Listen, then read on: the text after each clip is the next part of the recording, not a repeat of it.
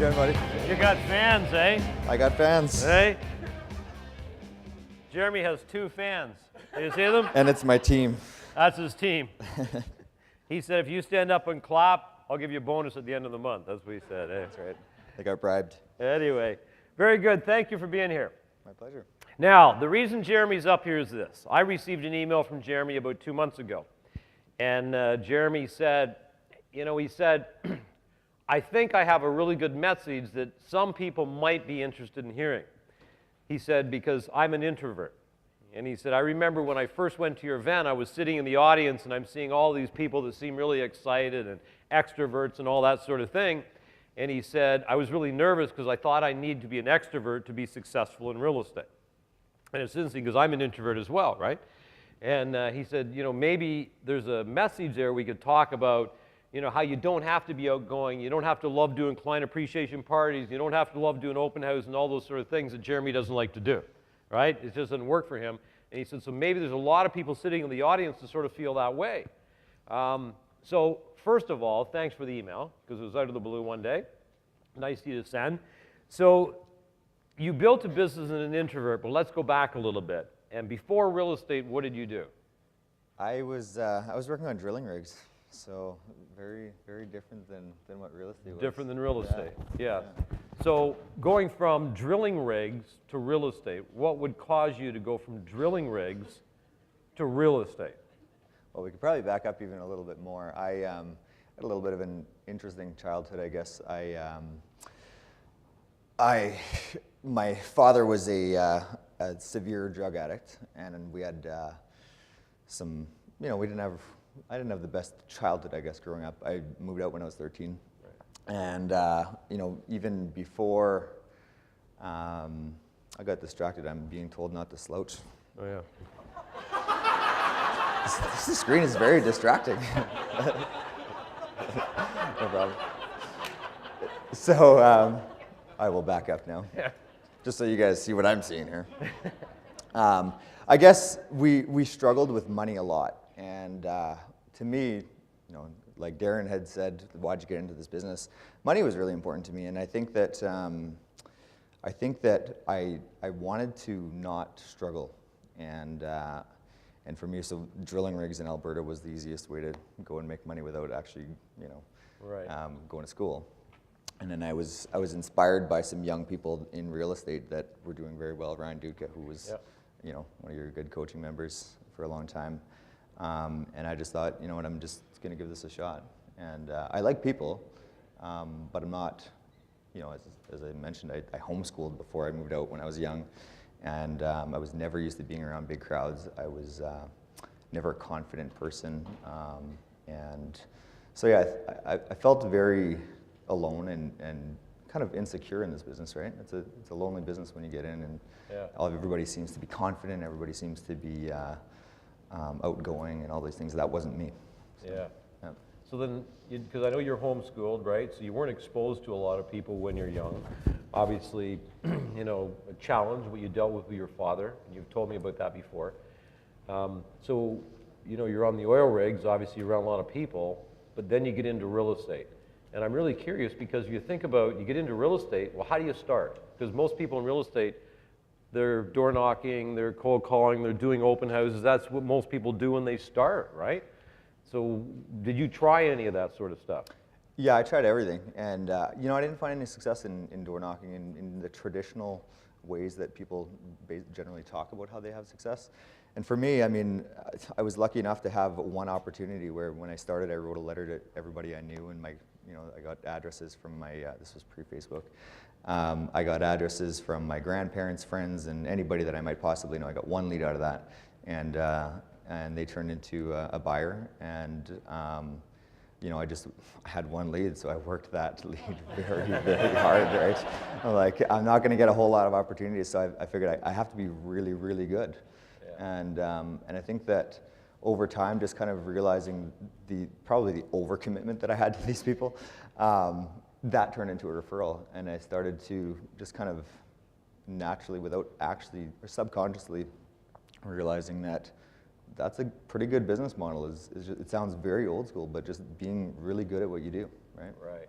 And servicing your people? Service. Looking after them. So let's have a look at this, because this gives you some idea in terms of production. So, whoops, sorry, I go back one. So Jeremy's doing great production. So he's always bouncing around, okay, right around 100 deals is sort of where he's floating around.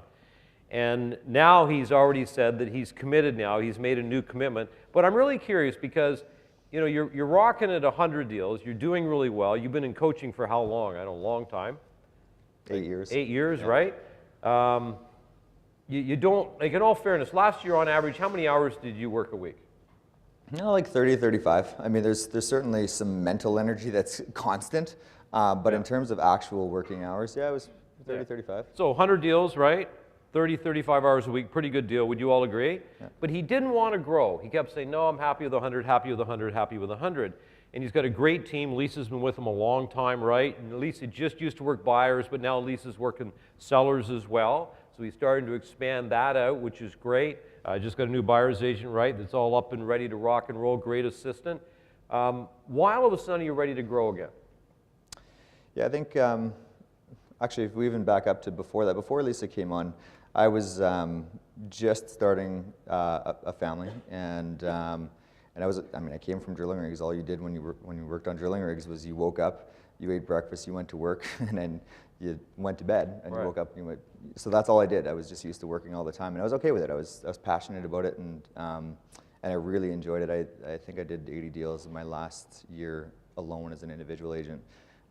Lisa came on, and of course I realized that I was leaving things out on the table, and I think that, what was the question? It was, why all of a sudden you're ready to grow now? Because you seem really ready now. You weren't ready for 3 years. So even bringing Lisa on was a challenge because, or anybody on for that matter, because it's a repeat and referral business. And I mean, like, I'm almost strictly repeat and referral. And I said, well, if anybody is going to be coming to work with me, if my clients aren't directly working with me, they need to have the same experience, if not better. And right. I really, really struggled with that.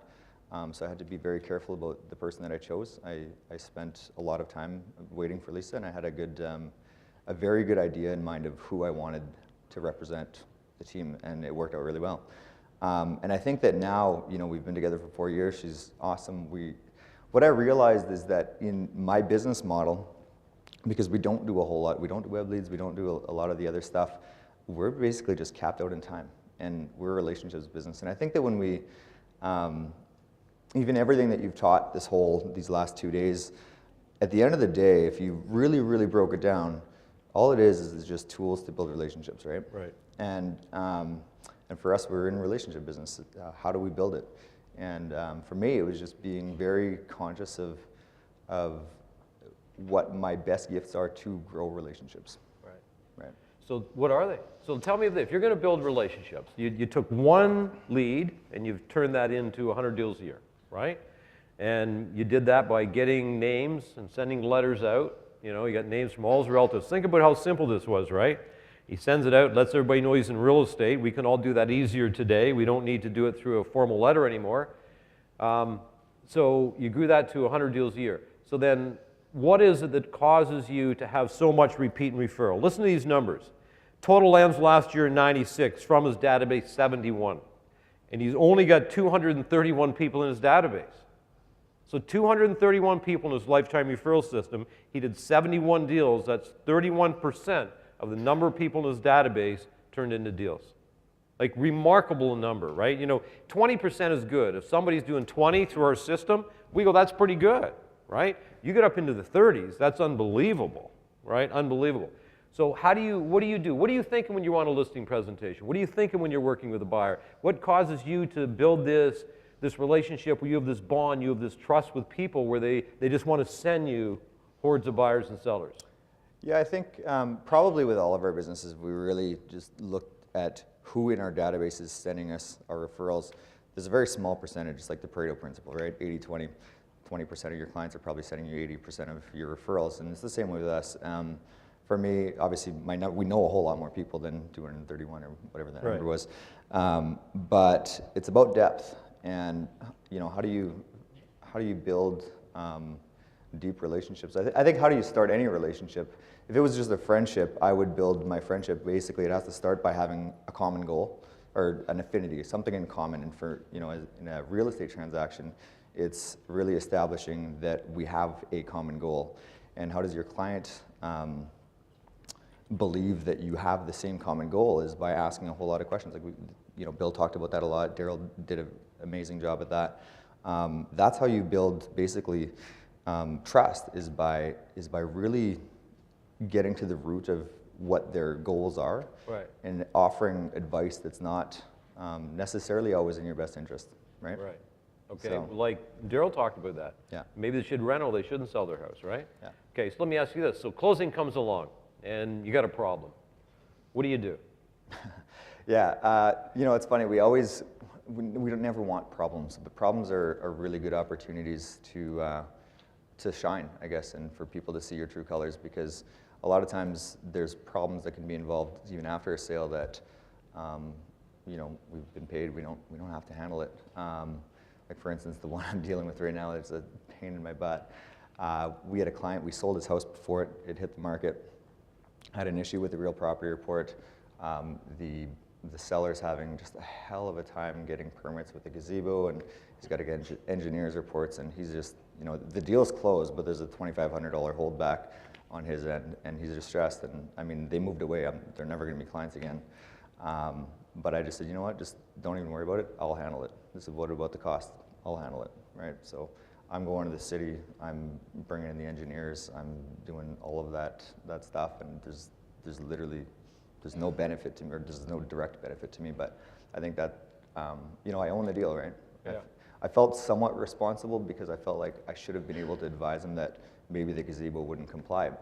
Technically, I probably could get away with saying I don't need to know that, but I'll own it. I'll own the deal, right? Yeah. Everybody hear that? And I tell you, he has solved, yeah.